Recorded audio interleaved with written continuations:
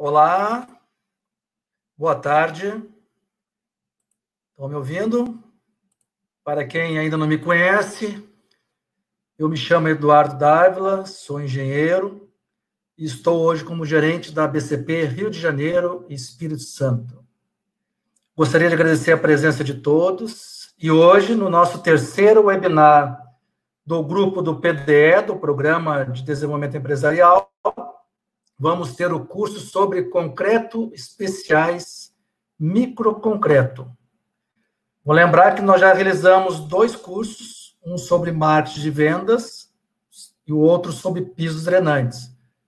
Para aqueles que perderam, os 2 cursos estão disponíveis no YouTube da BCP Rio de Janeiro e Espírito Santo.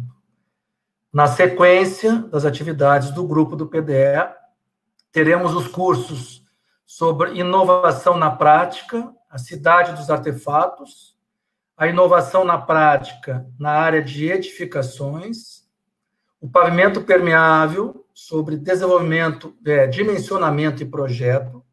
Vamos falar também sobre o pavimento permeável execução, passo a passo.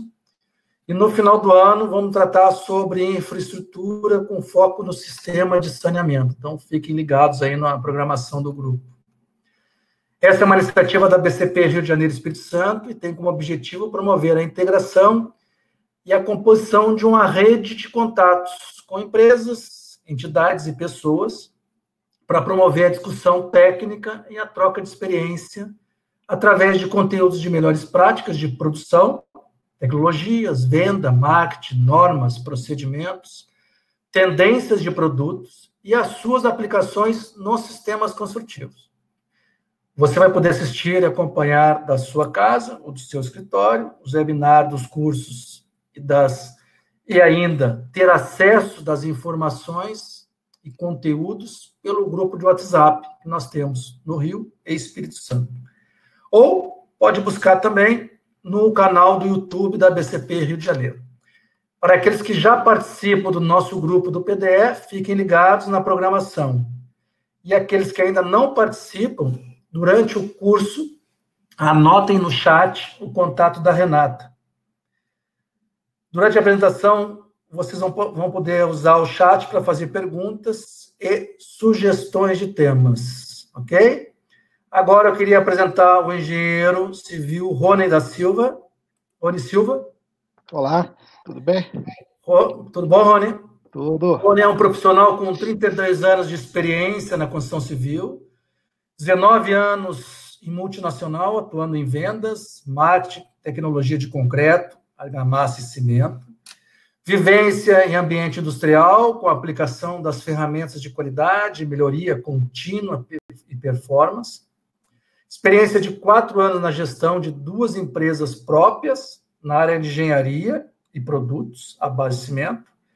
Experiência no gerenciamento de produtos e uso de materiais cimentícios, com ênfase na inovação. Seja bem-vindo, Rony.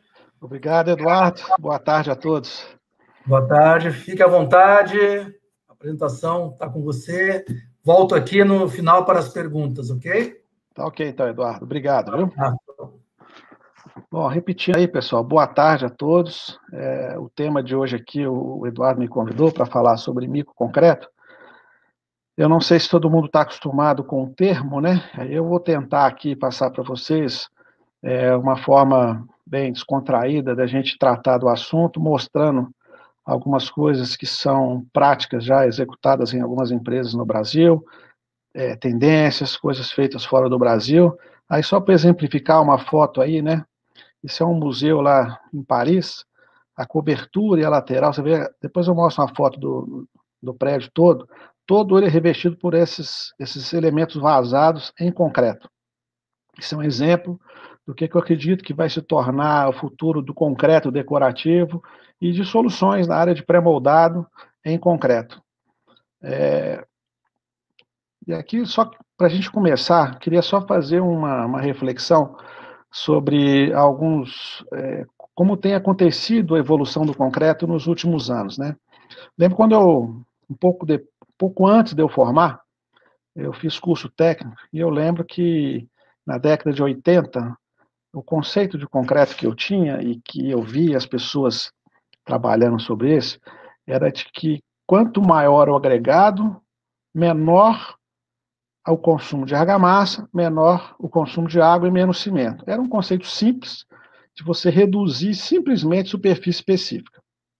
A resistência à flexão nos concretos era na ordem de 4,5, quando você utiliza um piso industrial, resistência à compressão no máximo 30 MPa, as lajes, prédios eram 13,5, 15, 18 MPa. Raramente você vê alguma coisa acima disso, com um limite de próximo de 30.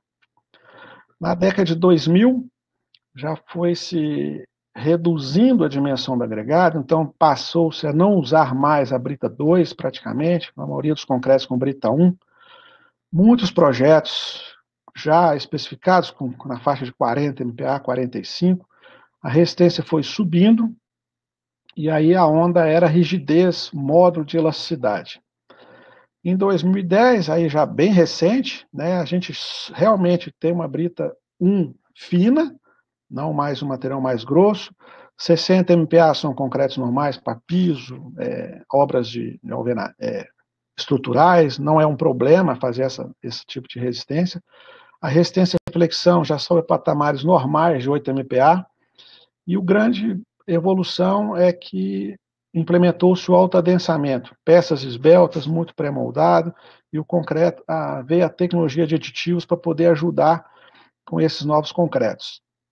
Atualmente, né, a gente tem como um concreto normal até uns 80 MPa, não é nada tão difícil de fazer. Resistência à flexão já se consegue na ordem de 25 MPa.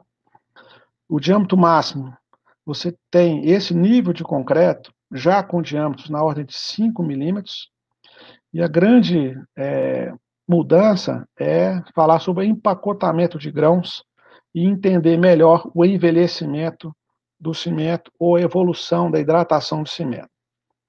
E eu acredito que já tem uns 10 anos de pesquisa que se fala muito. Aqui no Brasil eu vejo pouco, mas já tem empresa trabalhando dessa forma.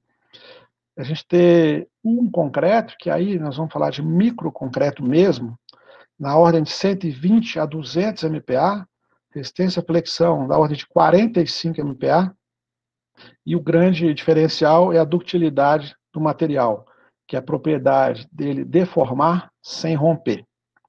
Acredito que essa evolução para esse tamanho de agregado e esse conceito de empacotamento e de utilidade é o grande potencial de mudança, de evolução, de inovação que a gente tem para os próximos anos.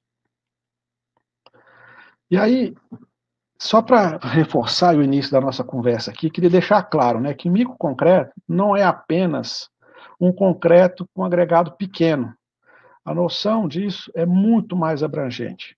Então, o microconcreto engloba uma série de misturas cimentícias, né? E aí a gente fala o grout, uma argamassa armada que uns 20, 30 anos atrás se usava tanto para fazer principalmente coberturas, e o concreto realmente de dimensão pequena, e aí a gente coloca como uma parte teórica abaixo de 9,5, mas eu diria que o microconcreto, eu vou falar aqui muito mais de concretos abaixo de 6,3 milímetros, 5 milímetros, nessa ordem de grandeza. E aí são 3 temas completamente diferentes quando a gente fala da fluidez, a trabalhabilidade do concreto. Então a gente tem o concreto, um microconcreto seco, que na verdade já é um material bastante conhecido, né, que são os concretos para bloco de concreto, tubos e pavers. E ele se enquadra dentro da categoria de microconcreto, pelo conceito básico de dimensão. Os concretos plásticos, e aí eu estou falando até SLAMP 22, 23, né? E aí, um grande exemplo são os revestimentos de parede 3D, por exemplo, os pisos cimentícios, as placas cimentícias, e aí a gente envolve uma série de artefatos que tem parte decorativa, banco, mesa, tudo isso está dentro da classe de microconcreto plástico. E o grande diferencial é o microconcreto fluido, que o material já comumente usado é o grout. Mas nós temos que falar aqui bastante sobre o uso disso em pré-moldados e utensílio. Utensílio é o quê? Pia, móvel, objeto de decoração. A gente vai ver uma série de coisas aqui falando muito mais do plástico e do fluido, porque o seco tem uma limitação de desenvolvimento justamente por o material ser seco, é poroso, então ele perde a capacidade de diversas vantagens que essa pequena dimensão vai dar. Mas alguma coisa pode ser aplicado sim. Né? E por que usar o microconcreto? Né? Ele tem esse conceito de trabalhar com materiais de dimensão pequena por várias finalidades. Né?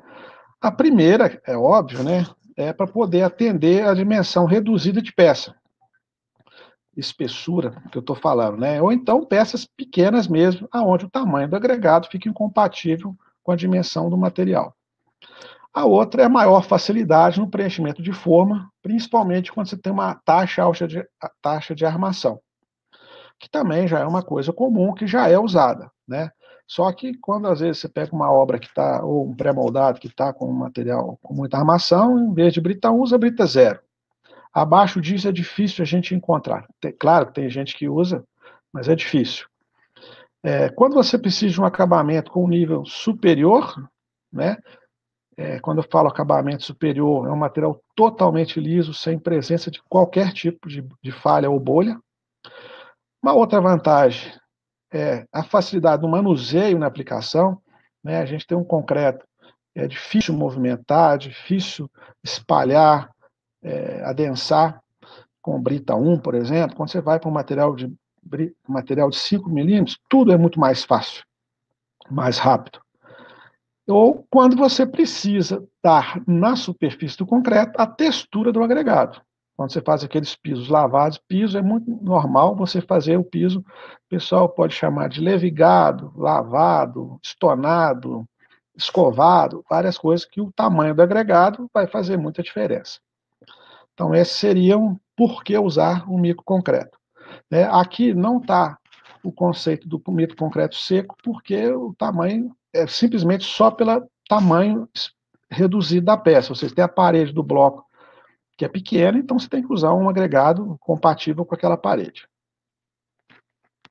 Então, só fazer um ponto aqui sobre pela trabalhabilidade de cada um deles. Né? Então, o concreto seco, né, pavers, tubos, blocos, a gente já falou, é uma solução já consolidada e já bastante utilizada aqui no Brasil. Né? Em qualquer lugar do mundo, eu não vi nada muito diferente do que se faz aqui. Então, tudo que eu vou falar aqui hoje, ele é mais aplicável para os concretos plásticos e muito mais ainda para o concreto fluido. E esse microconcreto seco é baseado na viboprensagem do material, e a grande vantagem é que você tem o processo de cura do material fora da forma. Então, você tem um aproveitamento muito maior. Então, esse é o conceito de ser seco. Né? Tem gente que faz concretos que algumas empresas trabalham com seco e ele faz úmido. O mais comum é o paver, né? Mas você sabe a velocidade, o acabamento, a produtividade. Então, quando a gente fala de um material que tem a opção de fazer concreto seco e você faz ele úmido, nós estamos falando, obviamente, de melhorar resistência, acabamento, porque produtividade é imbatível o modelo do concreto seco. E a gente vê mesmo no conceito do seco que a dimensão máxima tem sido muito reduzida, né, e o acabamento melhor. Inclusive, algumas fábricas têm linha de bloco para acabamento, ou com acabamento. Eu lembro que há muito tempo atrás a gente fazia um bloco de concreto que era extremamente poroso, usava talvez até uma brita 0, alguma coisa assim, e a resistência era muito baixa. Hoje você consegue fazer, muitas empresas trabalham só com areia e conseguem um bloco de alta resistência. É mesmo no conceito de empacotamento, que obviamente, no caso aqui, são com uso de aditivos. Né? Um bom aditivo para concreto seco te permite reduzir pelo menos 20% do cimento, que é o ganho, que é normal de resistência quando você usa um bom aditivo. Então, existem soluções para melhorar desempenho, acabamento, tudo isso no concreto seco, mas ele é limitado pela rigidez do concreto, que ele é baixa. E a outra coisa do concreto seco, né, é que o conceito de qualidade, normalmente, ele está baseado no aumento da compacidade ou da capacidade de compactação da máquina associada ao seu aumento de resistência por conta da redução de vazios e acomodação dos grãos. Então, o conceito vale também, mas hoje a gente vai tratar muito mais sobre os concretos plásticos e fluidos, tá? E aí, o que nós estamos falando de microconcreto plástico, né? Eu dei o exemplo, né? Aí tem a foto aí, o revestimento 3D de parede, hoje é o melhor exemplo para isso. Você tem a dimensão pequena, você precisa de um acabamento extremamente sofisticado e você precisa de uma resistência muito alta. Então, em geral, se usa materiais aí de 5 milímetros para baixo. O outro exemplo é a placa cimentícia, que tem aí o levigado, que você tem a exposição dos grãos, então você precisa de um tamanho pequeno para dar um acabamento bacana, né? Só que nesse sistema do concreto plástico, você usa parcialmente o potencial de tecnologia do microconcreto, levando em consideração o empacotamento e a dutilidade.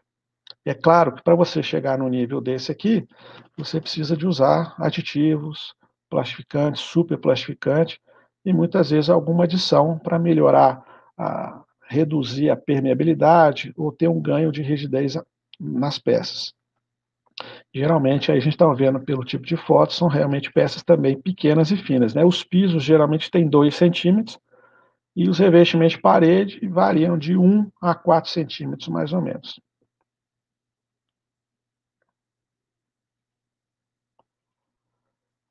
E aí, quando a gente começa a falar de concreto, microconcreto fluido, a gente começa a ver, como exemplo das fotos aí, né? Esse móvel, essa mesa aí, isso aí é feito de microconcreto. Esse tipo de escada aí é um pré-moldado, também feito com esse tipo de tecnologia. E, novamente, a foto daquela contenção, aquelas placas de revestimento de fachada. E aí, isso aí também é microconcreto. É uma tecnologia pouco utilizada aqui no Brasil, né? Eu vou mostrar depois algumas fotos. Que eu saiba, tem uma empresa em São Paulo, que é a Stone, que chegou a fazer alguns projetos com esse tipo de concreto. Eu vou mostrar algumas fotos. E aí, o que eu tinha falado antes, é importante a gente lembrar aqui que o fato de diminuir o diâmetro máximo desse microconcreto não tem relação direta com a perda de ganho de resistência. Ou seja, eu posso trabalhar com um agregado de 3, 4 milímetros e ter um concreto com um desempenho de 50, 60, 80 MPa acima de um concreto normal, tá? Aí você tem solução para isso, é claro, de esses conceitos de empacotamento, aditivo, adições, fibras, aí a gente vai incorporando alguns outros materiais, você vai tendo ganho de resistência e tendo a possibilidade de você executar projetos inovadores como esses exemplos aí das fotos, né? Muito diferente dos concretos tradicionais. E permite também realizar peças de formatos e já aplicações tradicionais com ganho de resistência, ganho de velocidade, acabamento e aqueles outros itens que eu tinha comentado. E aí, ou seja, isso implica que o microconcreto é um material mais sofisticado. Então, ele vai ser usado a partir de alguma nova demanda. Você pegar uma peça normal e produzir um microconcreto para encher, provavelmente você vai só ter um aumento de custo. Então, você precisa de uma nova necessidade para poder usar. Aí, por exemplo, é uma exigência técnica. A foto está mostrando que é a dutilidade, que eu tinha falado. É a propriedade de deformar sem quebrar. Se a gente ampliasse essa foto, ia dar para perceber que ela está toda fissurada na parte inferior, mas ela não chega a quebrar.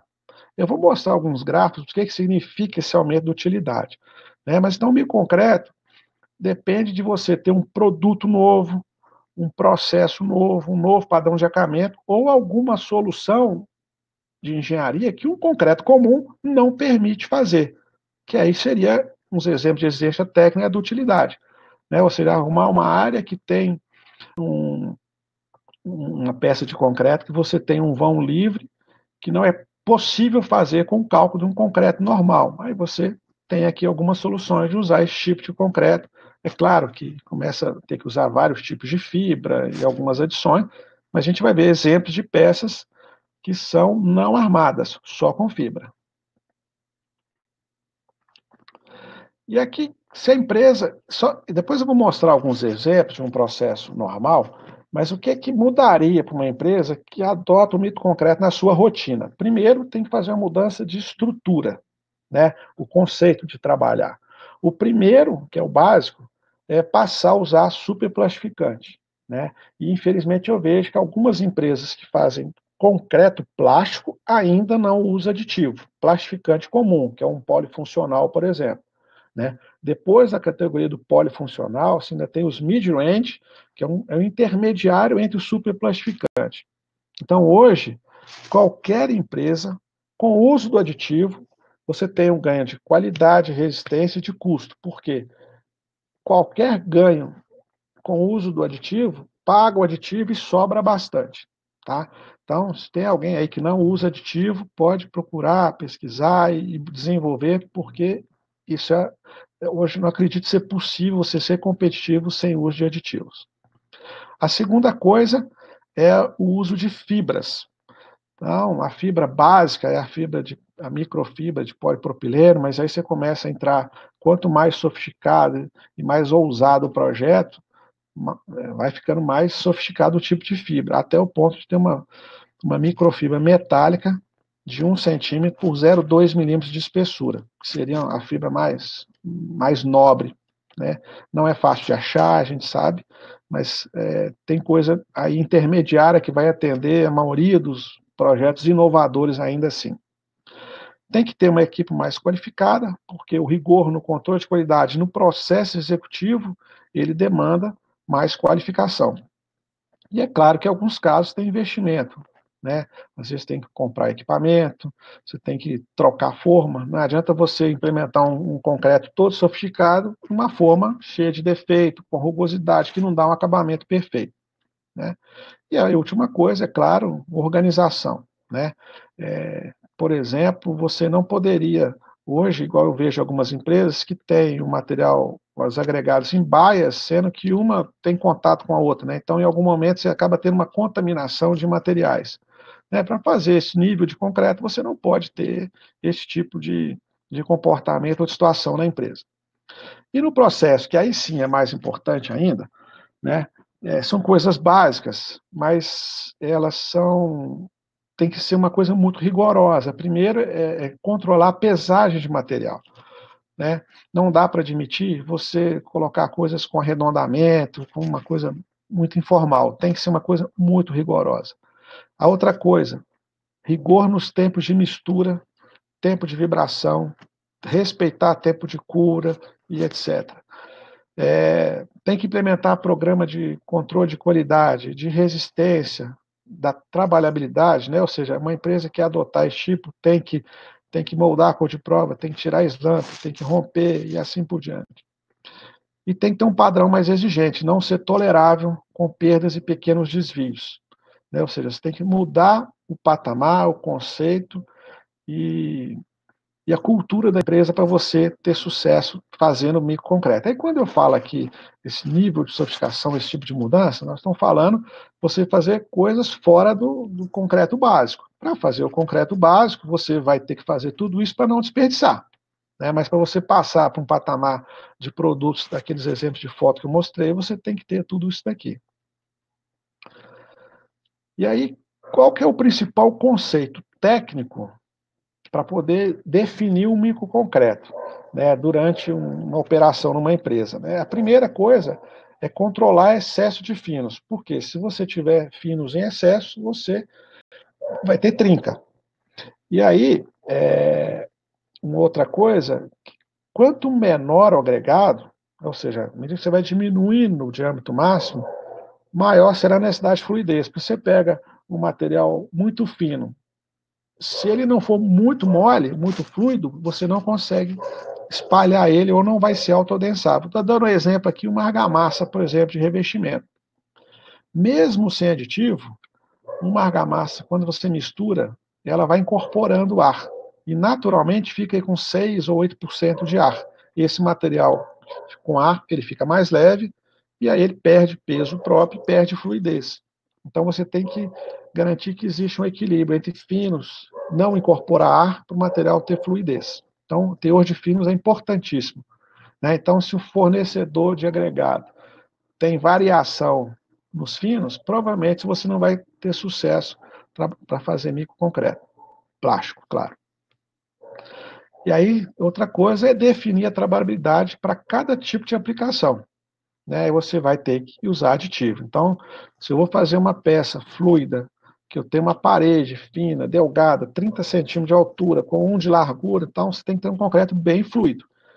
E se ele não tiver aditivo para ser autoadensável, provavelmente você não vai conseguir. Então, você tem que trabalhar com aditivos do tipo mid-range ou superplastificante. Controlar a incorporação de ar. Você não pode ter ar incorporado, porque senão você perde todas as propriedades de acabamento, de rigidez, E aí outros itens têm a ver com a dutilidade, você prejudica. Então, você tem uma série de problemas quando você incorpora ar no concreto. Tem que desenvolver um processo bom de vibração. Primeiro que você tem que tirar todas as bolhas que formam no contato do concreto com a forma.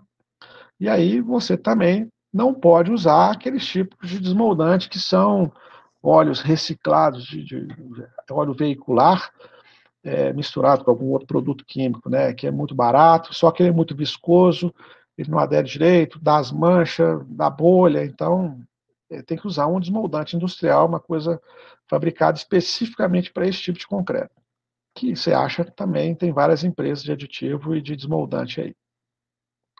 E outra coisa é controle rigoroso de fornecedor. Eu tinha citado ali controle de finos, que tem a ver com fornecedor também, mas vale outros parâmetros também para fornecedor. Aqui é só um exemplo de aplicação. Eu vou mostrar um vídeo aqui para mostrar a importância de você ter um material com a fluidez adequada. Essa aqui é uma empresa que faz umas paredes prontas de concreto, que tem uma alvenaria embutida dentro. Então, entre os tijolos aí, vocês veem que tem um espaço, o concreto tem que entrar. É claro, do lado esquerdo aí tem um tijolo aberto, geralmente eles são tampados, tá? Esse aí foi uma falha, mas o concreto tem que ocupar todos os espaços, porque senão você vai ter uma parede com um acabamento ruim. Né? Então, a superfície que está em contato com a forma tem que estar totalmente lisa. Né?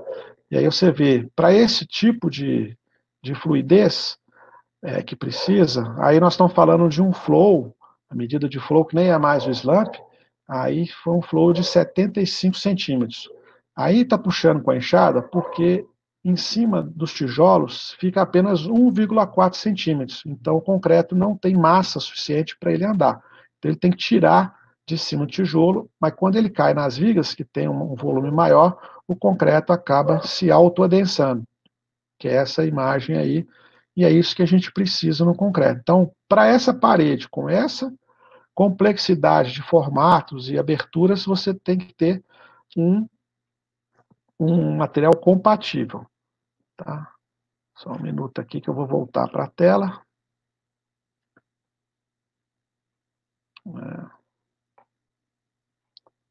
Quer que eu volte aqui? Eu voltei aqui. Aí. Tá. Ok. Tá? Esse vídeo deu pau, vou colocar outro aqui. Vamos lá, pessoal. Aí, esse aí é o exemplo da fluidez que a gente precisa que seja compatível com a aplicação. Aí eu vou mostrar aqui um outro vídeo que ele mostra os tipos de teste que a gente faz, tá bom?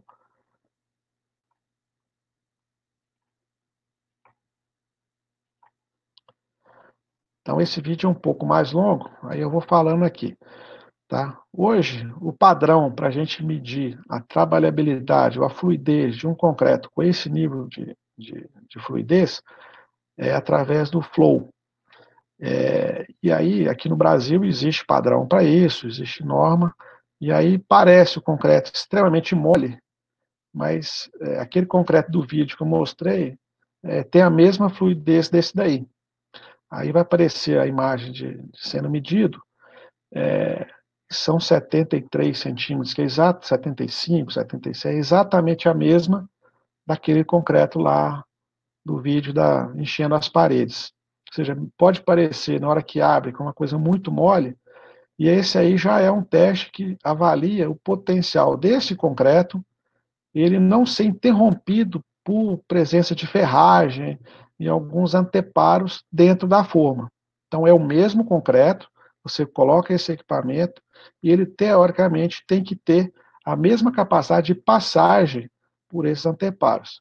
E ele tem que dar exatamente o mesmo flow com ou sem os anteparos. E aí no vídeo aí mostra que ele continua dando 73, 75 em média. Tá? A gente não tem padronizado esse ensaio, acho que até vale a pena talvez desenvolver esse mesmo equipamento ou similar, e esse aí já é um equipamento mais comum da gente ver também, principalmente as empresas que fornecem concreto para parede de concreto. É claro que esse concreto aí não é o mesmo do outro, ele está um pouco mais seco, mas é para mostrar os tipos de ensaio que a gente tem que adotar. Então, se a gente vai fazer um concreto que ele não tem muita ferragem, não tem anteparo, pode ser um flow. Mas se ele já tem muita ferragem, talvez tenha que medir esse. Que aí é uma caixa que você tem essas barras e você vai ver a dificuldade do concreto passar vendo quanto que ele passou. Ou seja, está medindo a perda de volume na coluna. Então, você consegue traduzir isso em alguma medida de trabalhabilidade. Tá ok? Deixa eu voltar aqui. Então, essa era a ideia, de mostrar como é que nível de fluidez que o microconcreto dá o melhor potencial. Tá? E aí, um concreto com essas características, é claro, não precisa ser tão fluido, né? Mas um concreto com superplastificante, com fibra, com ajuste de finos, com tudo isso, ele permite fazer concretos para projetos inovadores, né? Eu vou dar alguns exemplos aqui, mais visuais, né, de coisas que aí são coisas, gente, que estão sendo feitas pelo mundo todo, aqui no Brasil, inclusive. Tá, alguns utensílios, são peças de banheiro, de decoração, mobiliário, e principalmente os painéis de fachada que a gente vai ver aqui, que são a coisa mais interessante, né? Então, hoje, você pegar, já tem empresa brasileira fazendo cuba, banheira, pia, tudo isso bancada de cozinha de concreto, né? Você pode, além assim, da qualidade e da perfeição do concreto, você pode aliar, além do que o granito tem várias cores lá, você pode colocar a cor e acabamento que quiser com cimento. É coisa que tem limitação na área de pedra. Às vezes tem o silestone, aquelas placas de quartzo também, tem sucesso por conta disso, você escolher a cor além da dureza e a resistência do material. E aqui dando mais alguns exemplos, né, de peças que hoje são feitas por todo lado, tudo em concreto, né? Então a gente vê que existe uma demanda para isso, né? Se for ver essas feiras de decoração que existem aí pelo mundo aí, o concreto está sempre presente, né? E hoje em dia a gente vê que o concreto com agregado exposto também é uma tendência de começar a ter isso bastante. Outros exemplos aqui de inovação, né? Coisas que não são tradicionais em concreto, né? Eu coloquei o nome aqui nessa telha, que se alguém quiser pesquisar que tipo de material ou interessar em entender melhor como que faz esse tipo de peça, tem os nomes aí que na internet vocês vão achar com facilidade. Tá? Mas você vê um tampo de mesa com 1,5 cm, né? Uma escada que fica pendurada no vão do teto, com 2,5 cm de espessura, né? Então, isso são coisas realmente bem inovadoras, mas precisa de uma sofisticação muito grande no concreto e no processo executivo. Aqui um outro exemplo, né, uma cadeira também, é muito famosa, depois se alguém quiser eu posso mandar a referência do criador da cadeira, né. Então você vê, uma cadeira dessa aqui, aí vocês verem aí à direita e no alto, né, a forma que é usada, né, é complexa, ou seja, é um material que são várias partes, provavelmente revestida com silicone, algum material para dar um acabamento mais nobre, né, toda vedada.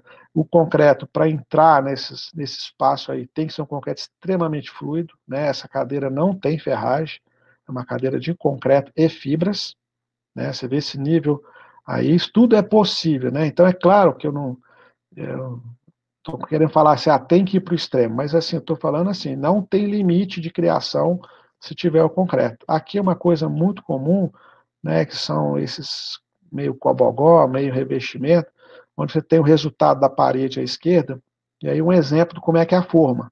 Quer dizer, é uma forma de silicone, mas confinada dentro de uma caixinha de madeira para evitar deformação no momento e você garantir precisão, porque depois o encaixe dela é perfeito e passa dentro de uma barra vertical, onde você vai montando, como se fosse um espetinho, né? Você monta as peças, depois você cria um vão livre. Então, assim, isso aqui é mais ou menos o mesmo conceito dos cobogós, né? Uma coisa que hoje também está em alta, mas desde que tenha acabamento perfeito, um visual bacana, sem falha. E aí os painéis, né, que eu acho que são um grande potencial, né, igual eu disse, já tem empresa no Brasil fazendo esse tipo de material. Vou mostrar alguns exemplos aqui e como é o processo de fabricação desse tipo de peça, tá bom? Para isso, eu queria voltar aqui em alguns conceitos de microconcreto de alta resistência. Existe já uma terminologia já bastante conhecida, né, do concreto de alto desempenho, né? E aí se pegar em inglês é o HPC, né? High Performance Concrete. E aí existe uma tecnologia para esse tipo desse microconcreto que é o HPC, Ultra High Performance Concrete. Né? Então, qual é o conceito disso? Né? Primeiro, a gente tem que entender como é que funciona essa questão de partículas e heterogeneidade do material. Né? O concreto é um material heterogêneo, você não tem partículas de todo tamanho. Naturalmente, ele vai ser dessa forma. Então, é um conceito geométrico, né, que você tem partículas de grau de vários tamanhos, um conceito mecânico, de mecânica, que ele tem uma rigidez diferente entre cada componente, entre o agregado e a pasta de cimento. Né? O que se espera num concreto, num HPC? É que a pasta de cimento tenha uma rigidez similar ao grão da areia, que seria o agregado. Né? Ou seja, um módulo de elasticidade parecido com o do agregado. Isso é ter um conceito químico, né? Que, em função de ser um material cimentício, existe um encolhimento dessa pasta, e você acaba criando uma porosidade dentro de uma estrutura rígida do agregado. Para que não fique claro, imagina você tem lá um grãozinho de areia que tem poros. Então, dentro desse poro de areia, do poro do grão de areia, entra lá dentro pasta de cimento. E aí ele vai endurecer e vai fazer uma ancoragem física, por ter pasta de cimento endurecida dentro de um poro. Só que o grão de areia, ele não tem variação volumétrica. Já a pasta de cimento, ela dá uma encolhida, que é natural, que é uma retração. Então você acaba criando microporosidade nesses contatos. Tá? Isso pode dar um dano. Então, o microconcreto de alto desempenho, você tem que minimizar esse conceito de concreto encolher, ter retração. Então, você tem que inibir essas retrações, porque ela cria microporosidade e prejudica o principal conceito, que é a dutilidade, que é aquele que você consegue deformar o concreto sem ele quebrar. E aí, para isso, você tem 3 melhorias que a gente precisa fazer. Uma é na homogeneidade.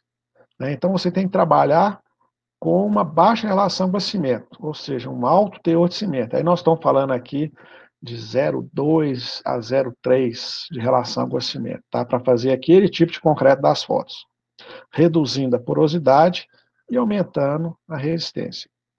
Você tem que trabalhar com melhorar o empacotamento.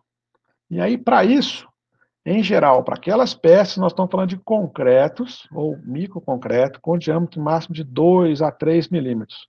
Parece ser contraditório você fazer uma resistência tão alta, mas o material tem que ser fino, porque com materiais grossos, você vai ter mais falha naquela microporosidade que eu falei, no encolhimento concreto, você vai ter mais variação de comportamento de módulo entre as partículas. Então, quanto menor, melhor essa propriedade. Então, você precisa de homogeneidade. Também vai contribuir para alta resistência, você precisa de alta resistência à compressão.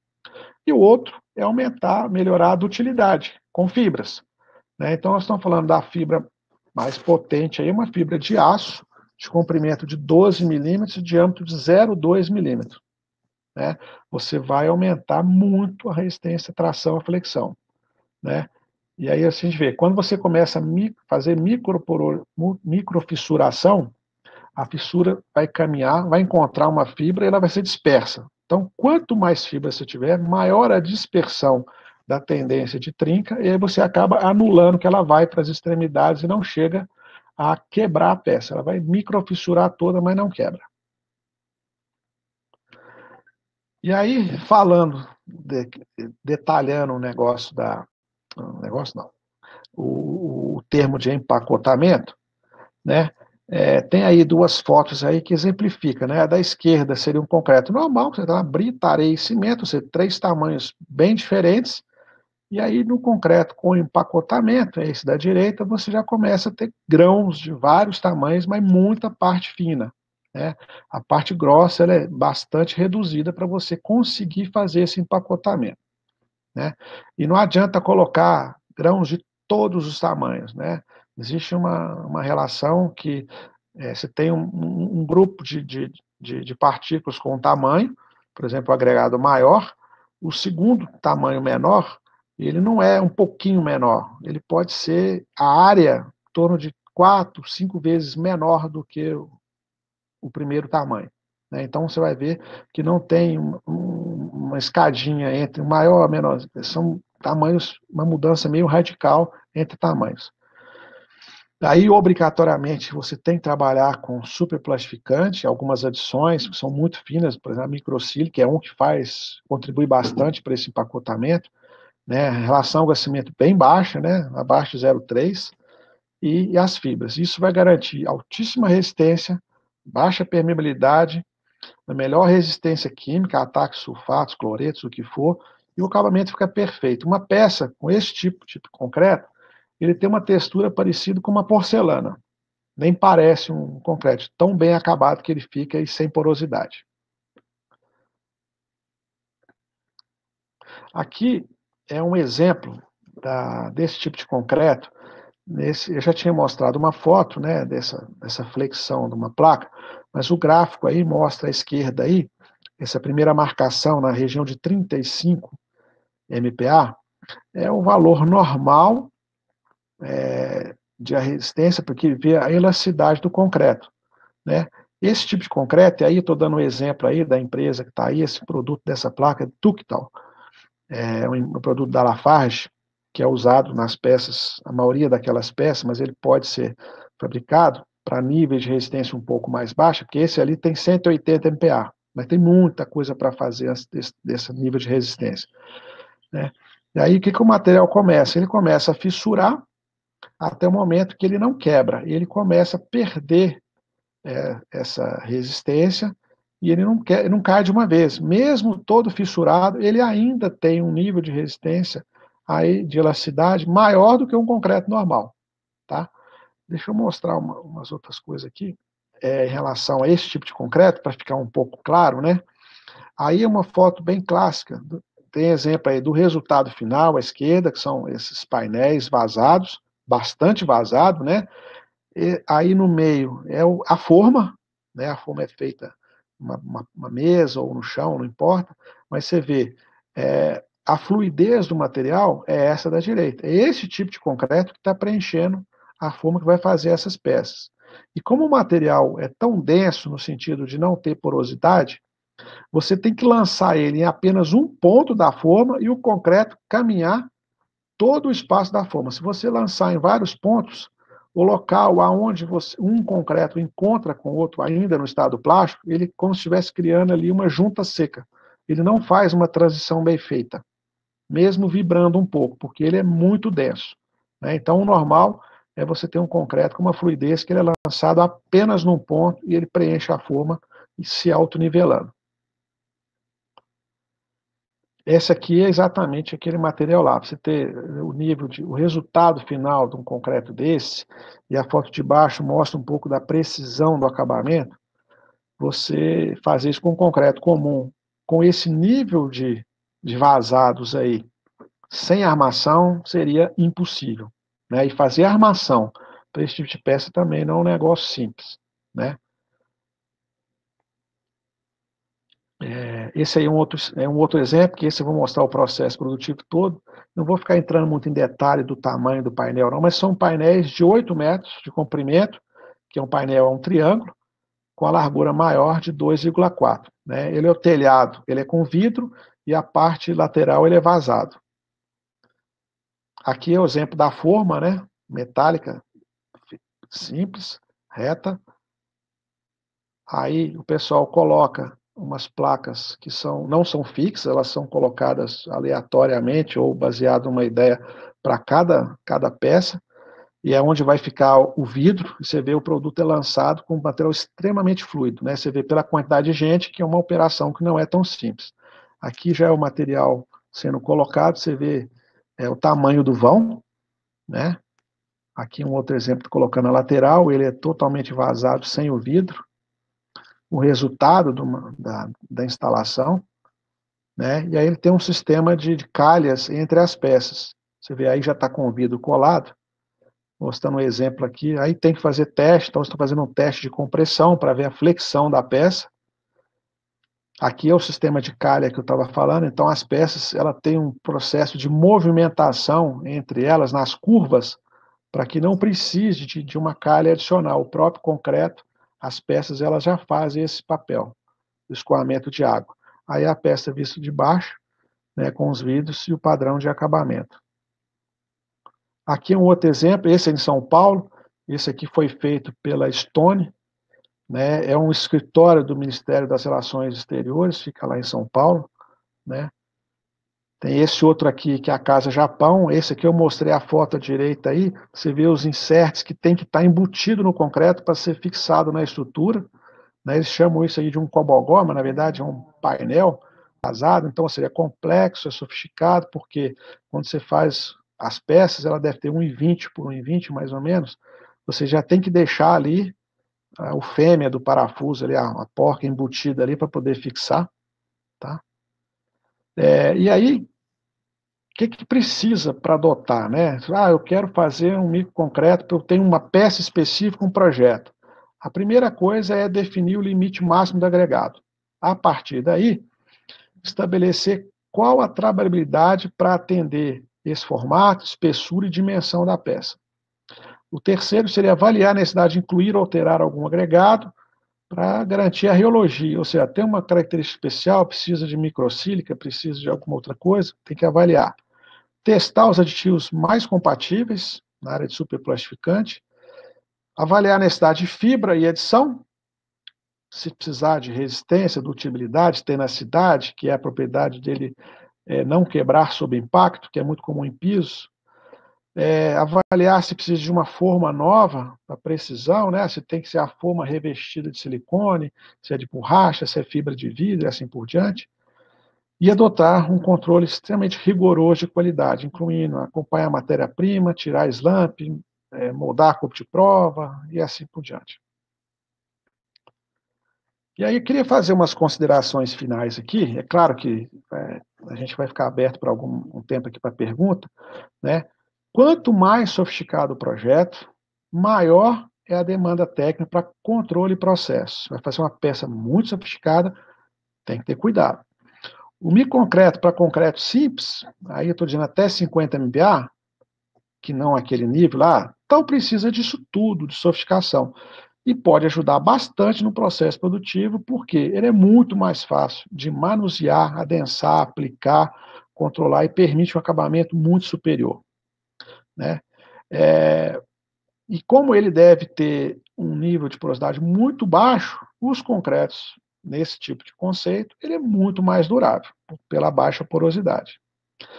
E, normalmente, o processo requer uma mudança de forma, o tipo, revestimento, você tem que trabalhar a forma compatível com o tipo de concreto e o projeto, e precisa de muito mais controle. Esse é o resumo que eu tenho para fazer daquilo que a gente viu aqui. Né? Parece é bastante complexo realmente, mas eu coloquei até o limite extremo que a gente tem trabalhado hoje. Mas no meio do caminho aí, tem um concreto realmente simples de ser executado para substituir a maioria dos concretos usuais hoje. É claro, só vai justificar se a peça for de pequena dimensão, ou muito sofisticada, ou um detalhe de acabamento, alguma coisa que a gente falou lá no começo. Tá ok? Bom, Eduardo, agora a gente fica para as perguntas. Obrigado. Muito obrigado, Rony. Eu vou tirar aqui a apresentação para a gente ficar melhor aqui na tela, só um pouquinho. Obrigado. Excelente, é um tema que eu particularmente gosto bastante. Essa parte de concreto, o que a gente consegue fazer com concreto.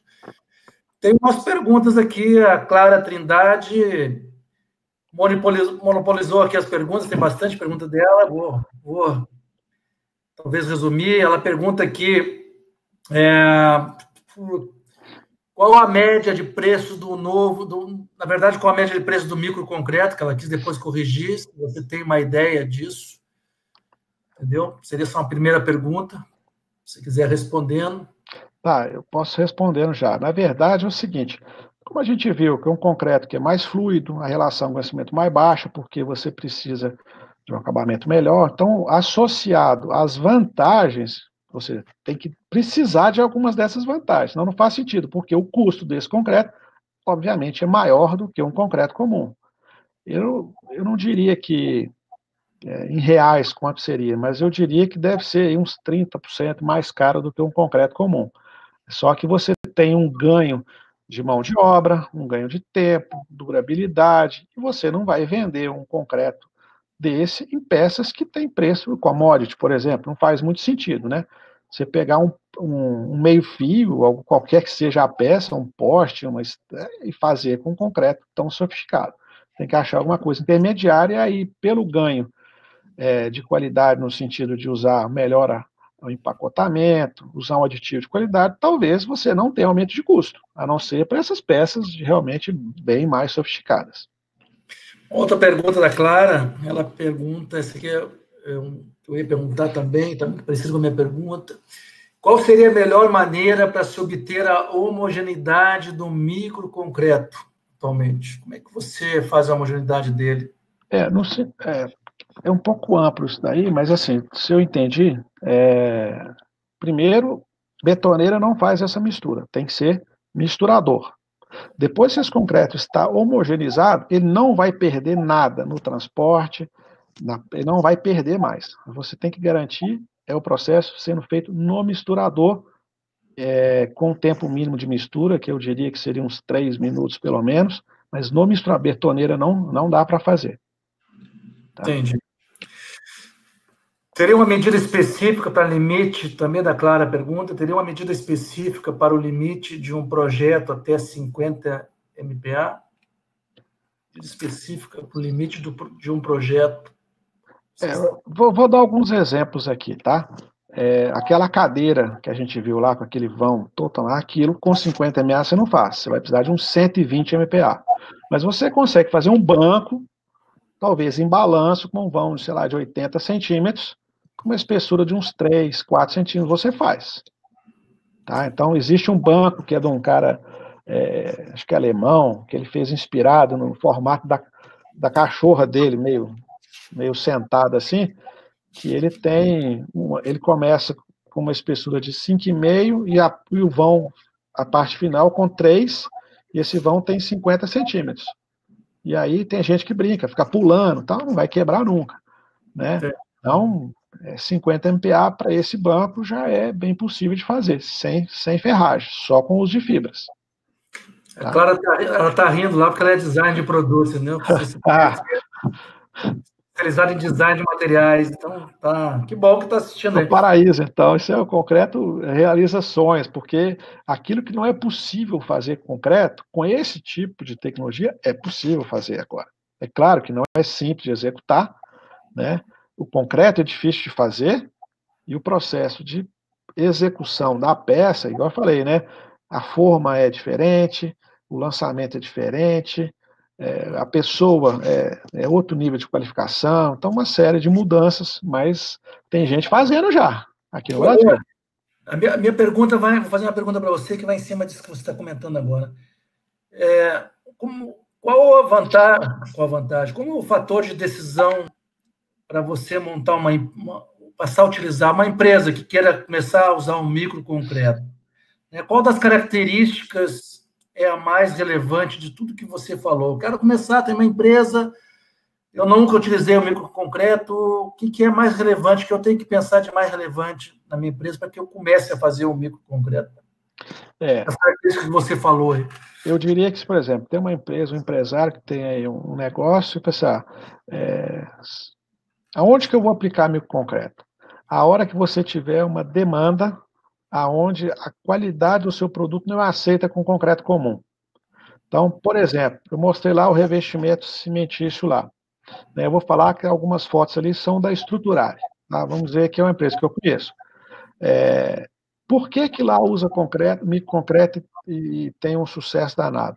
Porque o material não tem nenhuma bolha, não existe diferença dimensional das peças, porque o concreto não encolhe, o concreto não exuda, o acabamento é perfeito, a resistência é altíssima, a peça não quebra, não é porosa, ou seja, praticamente impermeável. Então, isso é o que define um padrão de qualidade que não é possível com concreto comum. Começa por aí. Se você quiser fazer um microconcreto, mas aceitar que o acabamento, ninguém vai perceber que o concreto é diferente, já não faz muito sentido. Quem bate o olho tem que ver. Esse concreto não é um concreto comum.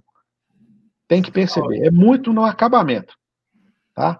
É claro que quando você pega uma peça de 1 centímetro de espessura, enorme, cheia de desenho, tudo perfeito, sem falha, aí você percebe que o material foi feito para isso. Tá? Um padrão diferente de material. Então, praticamente, eu teria que ter ter um novo nicho. Novo nicho de cliente, novo produto. Exatamente. O pensamento muda, a forma de tratar ele muda completamente. Pegar um produto que hoje é feito com concreto comum e passar para o concreto, você vai saber que a qualidade mudou muito, mas as pessoas não vão perceber. E aí perde o valor de usar uma coisa mais nobre, né? Entendi. É uma pena a gente não ter combinado de falar um pouco mais de forma também, né? A forma é um tema... a gente teve uma missão para a Itália, 2, 3 anos atrás, que a gente viu lá bastante sobre isso aí, utilização do microconcreto, e a gente percebeu que a forma é um item, trabalhar com forma é um item muito importante. Né? Você tem aí nas fotos aí, a gente viu, né? Tem forma metálica, mas peça grande. Peça pequena, você viu aqueles pequenininhos, é silicone, borracha, fibra, madeira revestida de silicone, esse tipo de material, né? Coisa muito mais sofisticada, né? Não é chapa, só aquela peça grandona que é metal, o resto todo você viu que não era metal. E forma a gente encontra aqui também, né? Encontra também. Tá? Isso não é o gargalo, não. Tá ótimo. Eu diria que o gargalo aqui seria uma questão só de processo, de querer fazer e aceitar a mudança de conceito, de controle de qualidade, de rigor, de não aceitar falha e assim por diante. Qualificação de pessoas, essa é a maior dificuldade. Eu nem vi aqui, tinha mais umas perguntas, fiquei perguntando aqui, me interessei tanto pelo assunto que eu passei. Matéria-prima. A Clara voltou com as perguntas, mas tem outras perguntas aqui também. Cadê aqui? Me perdi agora um pouquinho. O Renato Araújo, tem algum método preconizado para dosagem específico para o microconcreto? Não, na verdade não tem. Isso aí, se eu pegar assim, tem uma receita pronta? Não tem não. Vai depender da areia. Igual eu falei, a primeira coisa, o máximo do agregado você vai querer trabalhar em função da forma. Qual é o tipo, espaço, caminho, formato? Qual o nível de acabamento você quer? Qual a resistência você quer? Aí vai ter uma sequência que tem que seguir. Tá? Uma receita pronta não dá, não. Tá bom. Infelizmente. O Breno está fazendo uma pergunta: quais são os principais agregados necessários para conseguir chegar ao microconcreto? Quais os procedimentos corretos para selecionar o agregado? Primeira coisa, né? Para esse nível de resistência, material sílica. tá? Ou seja, materiais de calcário, impossível. Alguns tipos de guinais também não vão dar, tem que ser sílica, mas o ideal é areia 99,9% de sílica. Esse é o principal, tá? Quando a gente está falando da dimensão pequena, sílica, tá? Não tem outro, tá? Material poroso, sem chance. Interessante. A última pergunta, eu vou... Tá no tempo já, preciso encerrar. Yasmin pergunta, dá para fazer o microconcreto em usina de concreto?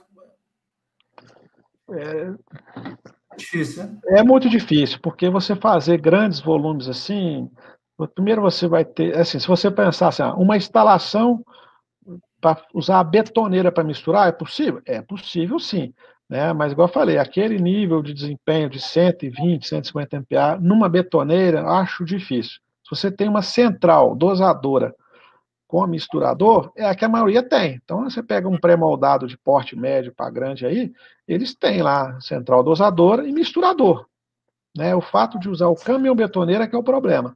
Mas se você dosar numa usina, uma concreteira, o gargalo não é a usina, é o processo da mistura. Tá? Entendi. Rony, obrigado mais uma vez, obrigado pela apresentação, obrigado pela tua disponibilidade. O tema é um tema fascinante. Eu adoro esse tema do concreto. Espero em breve a gente nos encontrar aqui novamente. Agradeço a todos aqui presentes. Espero que tenham gostado. O curso vai estar disponível no YouTube da ABCP RJIES. Eu acho que a Renata disponibilizou aí para vocês. É só entrar lá e vai estar disponível para todo mundo. Tá bom? É só baixar ou assistir pelo YouTube. Muito obrigado mais uma vez. Obrigado a todos e até a próxima. Tchau, tchau. Obrigado, Rony. Fica com Deus. Um abraço. Eu que agradeço. Obrigado pela atenção, gente. Um abraço. Tchau, tchau.